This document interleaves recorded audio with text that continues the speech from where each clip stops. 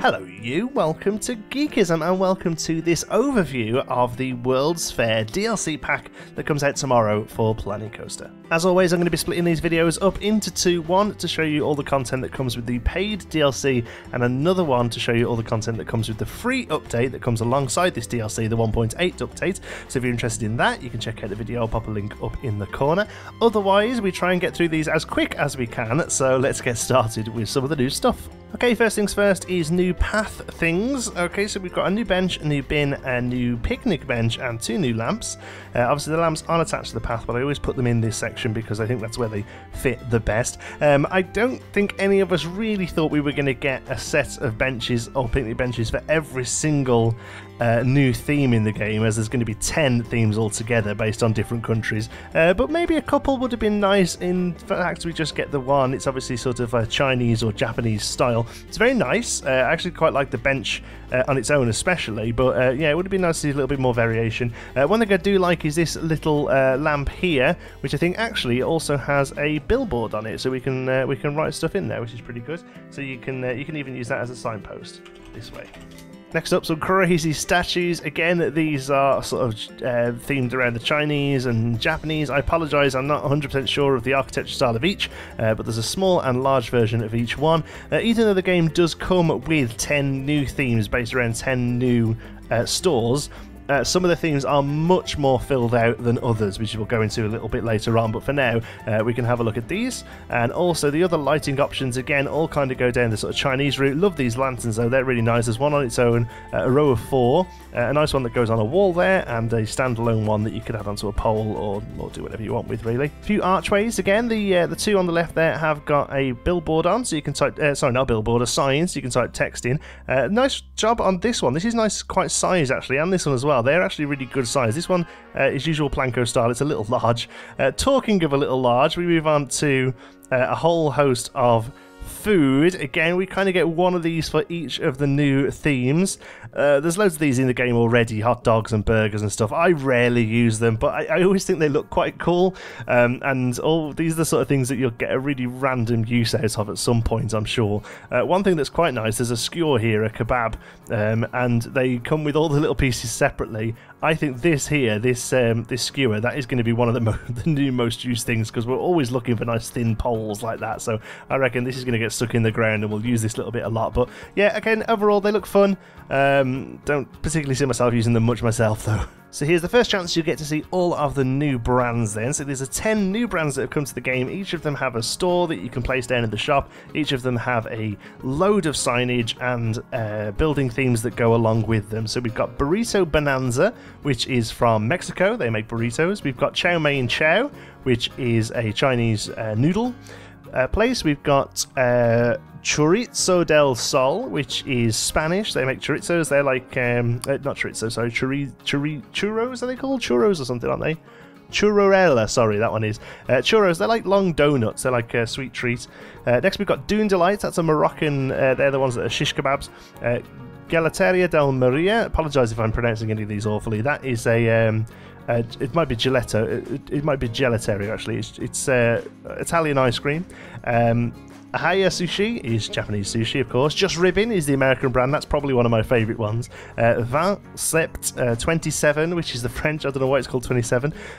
It's the French baguette store. Next one there, it hasn't got the name on it, but that one's called Professor Wurst. That is the German Bratwurst store. And finally, Sugary Emporium. That is the British sweet shop. After having some great fences in the last couple of updates, fencing doesn't really get much of a look in here, I'm afraid, in World's Fair. This is it. We just get the one. It's nice, but a few more would have really been nice. In the vehicle category, we get a cool new thing, a cool couple of things. This is really nice. This is all modular as well, so the wheels come off, and also the roof comes off as well, so you can have it as an open top.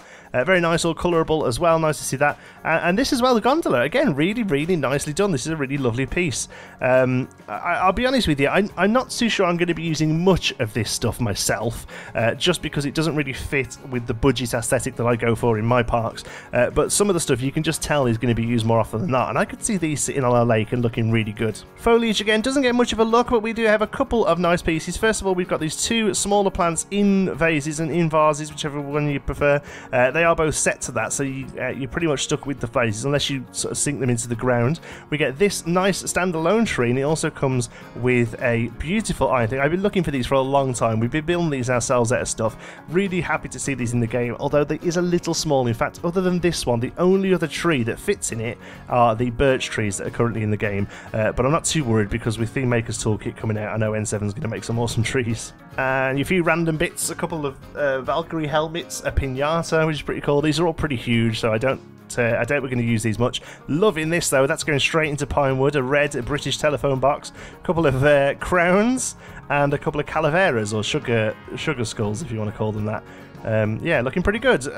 This is probably where the Planko scale really comes to town though. These are huge, really huge, but I love this phone box. So, as I said before, this update really is all about the new stores. Something we have needed, to be honest, is a new selection of stores, as well as the actual stores that are manned by staff. Each of the new brands comes with a food vending machine. Some of these are a little bit more believable than others. I'm not particularly sure I would eat a burrito out of a vending machine, or noodles for that matter, but maybe churros out of a vending machine could work.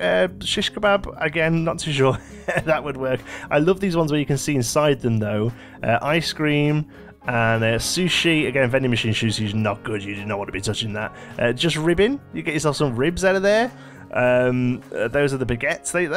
Yeah, you could go with that. You get a vending machine baguette, vending machine sausage, again, not too sure. This one I am in love with though, chocolate bar vending machine. Look at that, that's got such a Pinewood feel about it. I can't wait to get that into my own park. And here's where the pack starts falling away a little bit for me. Most of the scenery here is signage for the new brands, and Planet Coaster always stick a number on it, and they say, oh, there's over 300 scenery pieces or what have you, but here most of them are taken up by signage, and most of them are either duplicates. You'll see that all of these are placed twice. That's because there's a lit and a non-lit version, and a lot of them are just resizes. So we've got the two larger ones here, the two smaller ones here.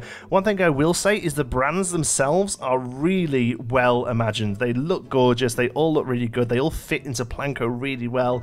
For me personally, they're just as strong as the original Chief Beef and Gulpy and things like that. In fact, some of them probably even more so. This Burrito Bonanza I think looks fantastic, but I will say that the part count has been maybe slightly inflated by some of these. So we've got Burrito Bonanza, and then we move into Chow Mein Chow, which is your noodle bar.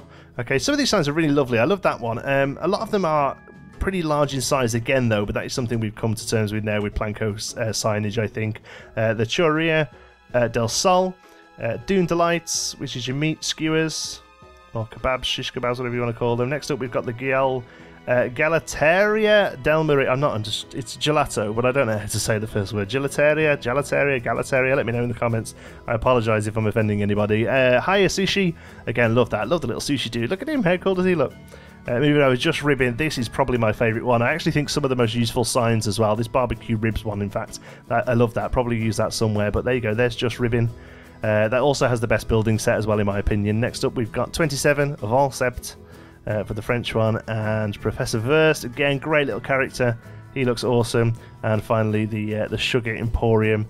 Again, these sweets signs here are pretty nice. They're not too large either, those ones as well. So this pack really comes into its own when you go into the building mode. There are 10 new build sets for each of the different shops. Some of them are more realised than others, some of them are fuller than others, some of them are really quite disappointingly small actually, but some of them are really, really full, and we're going to be able to make some great stuff. So I'm going to go through them each one. What I've done is placed all the pieces down and then either built an example or used a scenery example that comes with the game to kind of show you what they can do. So this is the Adobe set, or the Adobe set, again, depends on how you want to pronounce it. One thing I like about these is they've got a lot more options for edging, and also a lot of them have built-in windows that are glass as well. So this is really nice. We haven't actually got many separate windows in the game, but a lot of the pieces, a lot of the sets have these cut out. So it's going to be really good if you wanted to do interiors, which is something you're probably going to think about looking now we've got more options for them. So this is the Adobe set.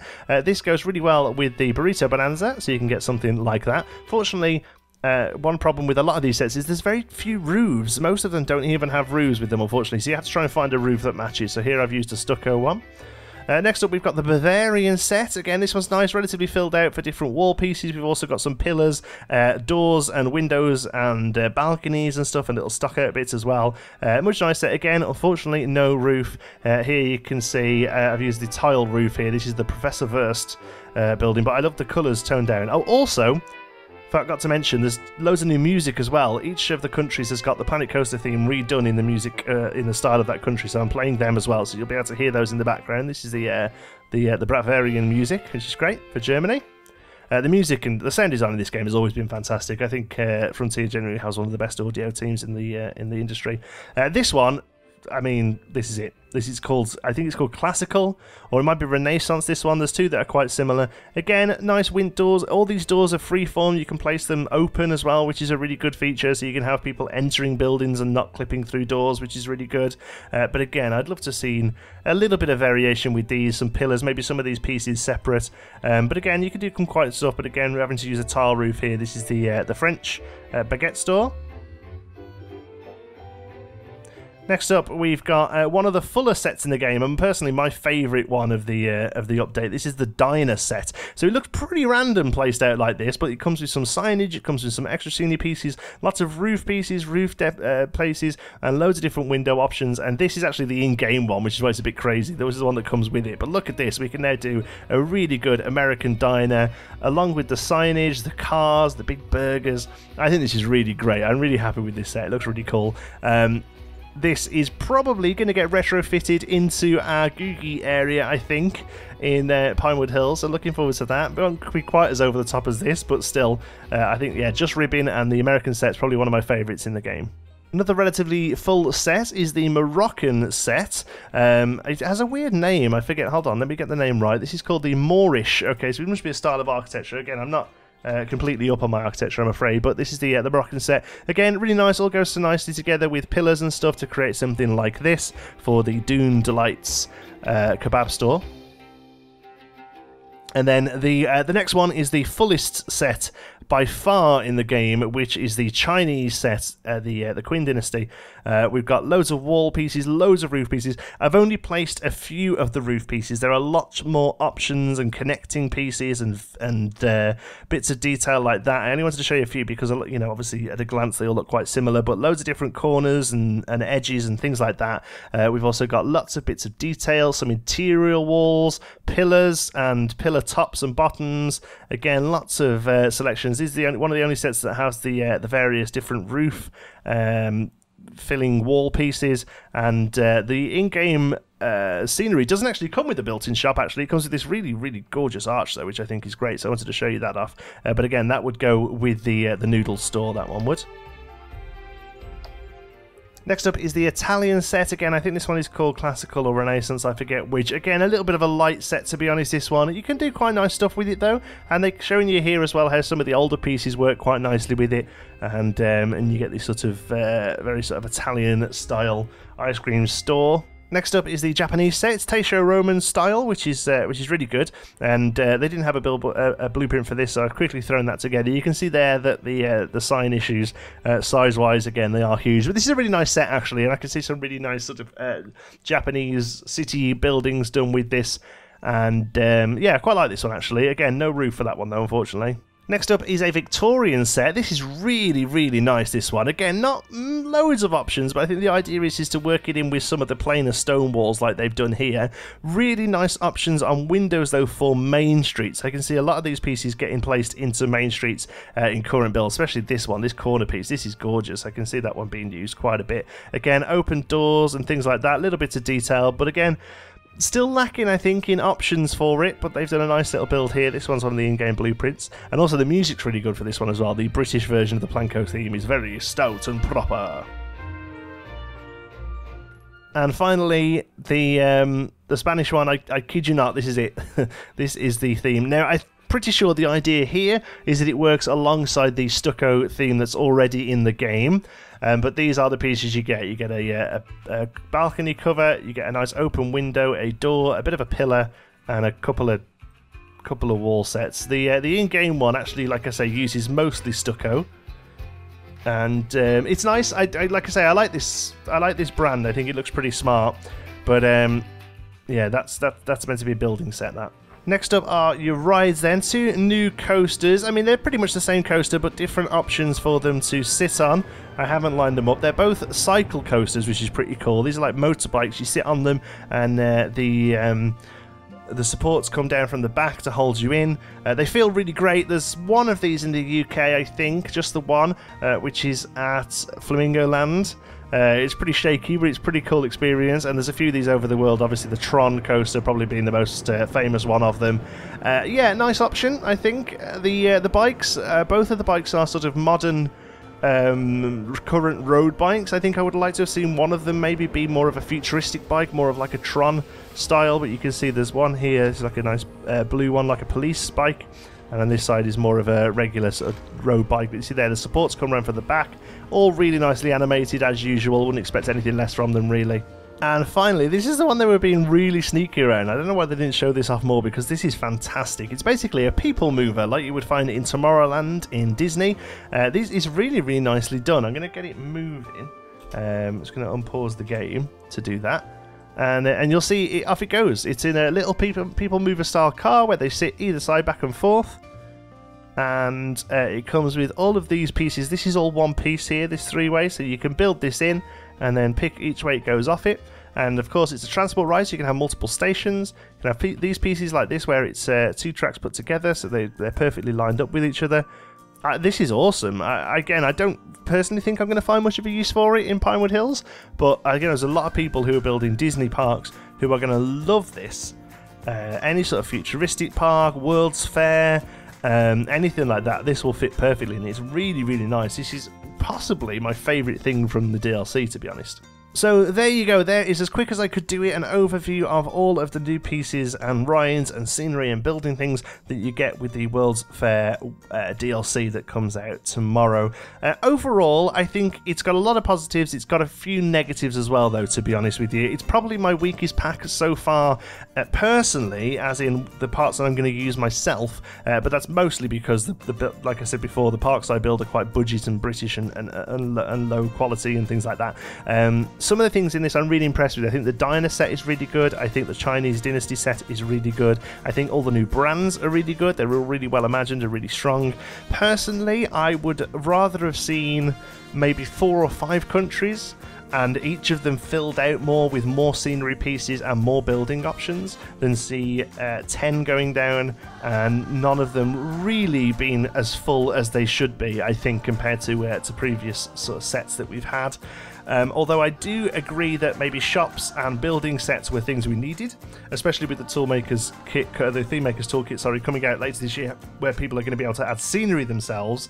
I think actually concentrating on wall pieces was probably a good idea, but yeah, I think personally, considering a couple of these are all quite similar, Renaissance and Classical, for instance, Adobe there, and the other Adobe one there, and maybe even the Moroccan one, all quite similar. Personally, I think they could have squished them all down and filled out maybe 4 or 5 countries, which probably would have felt more value, even if it was the same amount of pieces. It would have felt more value to get 5 fuller sets than 10 that are all maybe a little bit sparse. So I don't want to sound too negative. I do think it's got its good points. I think for like £8 or whatever it is, you know, $7.99 these things are, I think it's, you know, it's a couple of coffees. I think it's worth it, even if it's just for a few pieces, which they usually are these for me now, to be honest with you. The phone box is worth £8 for me. So yeah, overall, there you go. That's what you get. Remember the 1.8 video, which is the free DLC, free update, excuse me, that's coming alongside this DLC. Loads of cool new stuff like restaurants and more vending machines and a few nice quality of life features as well. I do a separate video on that. Thank you so much for watching.